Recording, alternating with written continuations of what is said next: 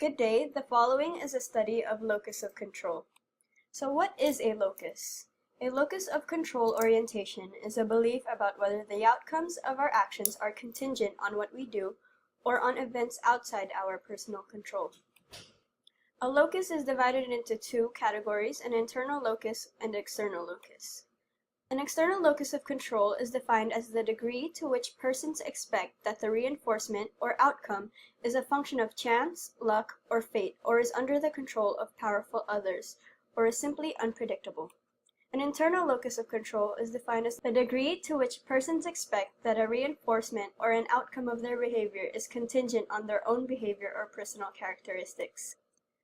The general objective of the study was to describe the locus of control of the Research Methodology 1 students of academic year 2016-2017.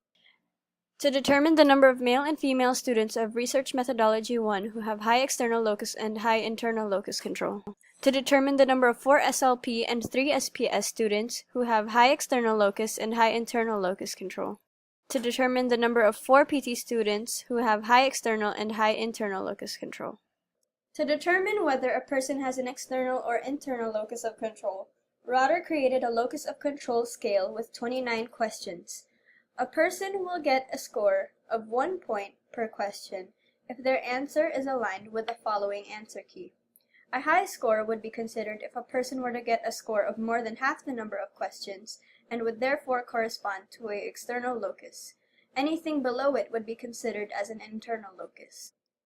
For the methodology, the study design was a cross-sectional descriptive study design with a total of 266 participants, comprising of 4th year physical therapy, occupational therapy, speech-language pathology students, and 3rd year sports science students, which all took place at the University of Santo Tomas. The process of gathering data involved an online survey questionnaire wherein students were instructed to answer a 23-item questionnaire regarding the topic, which was made available in their respective eLeap accounts. The questionnaire required respondents to choose only one from 2 possible alternatives for each item.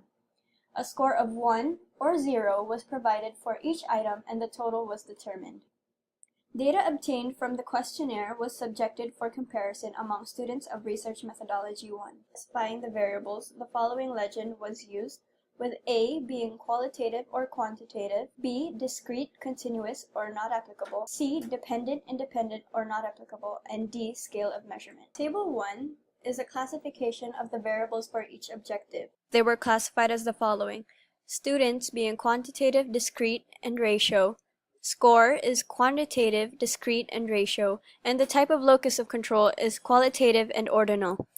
For all the variables, they could not be classified as dependent or independent given that the study does not intend to determine causality, whereas the type of locus of control has no scale of measurement. The following summarizes the general characteristics of the participants.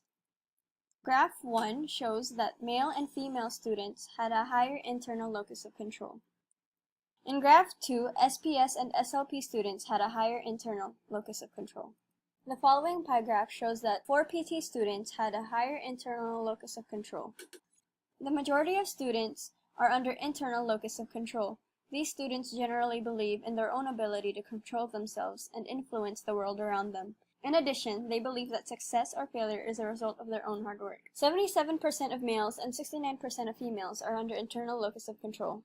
Among 4 SLP and 3 SPS students, 76% and 66% are under internal locus of control. For 4 PT students, they were inclined towards internal locus of control. The study implies that locus of control significantly affects motivation, persistence, and achievement in school. Students with an internal locus of control are generally more motivated to work harder in school, whereas students with an external locus of control are not as determined because they believe that consequences of their actions are doings of some other external factor. The implication of the study in clinical practice is that patients have a tendency to develop an external locus of control. This can be a challenge for healthcare providers because patients tend to become more passive and accepting, which may result in slow or lack of progress. Clinicians must work to uplift their attitudes to reach optimum health. Thank you for listening.